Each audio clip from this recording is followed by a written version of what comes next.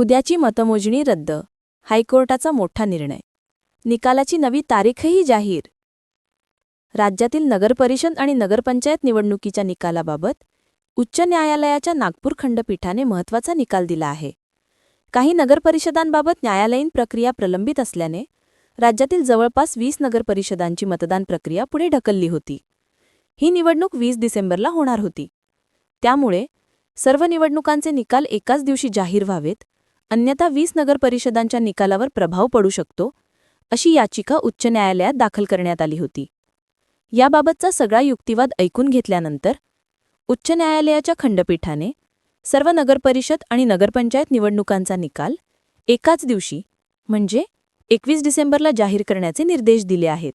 त्यामुळे सगळे जे इलेक्शन्स आहेत त्याचे जे निकाल आहेत ते 21 तारखेला घोषित. पोल देखील 20 तारखेचा जे पोल आहे त्याच्या निवडणूक संपल्यानंतरच अर्ध्या तासानंतर एक्झिट पोल हे डिक्लेअर होतील.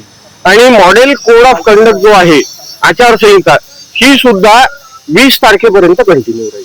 कोर्टाने हेच म्हटलेलं आहे की इलेक्शन्स हे फेअर व्हायला पाहिजे, त्याच कारणाकरिता ह्या सगळ्या गोष्टी त्यांनी पोस्टपोन केलेल्या आहेत. या सगळ्या गोष्टींमुळे election would be materially affected. तर त्याच्यामुळे सगळ्यांचे निकाल, सगळ्यांचं काउंटिंग हे 20 तारखेच्या पोल नंतर होईल. इलेक्शन कमिशन तर्फे त्यांनी पत्र दिलं की जे काउंटिंगचं आहे त्याच्या संदर्भात पत्र दिलं.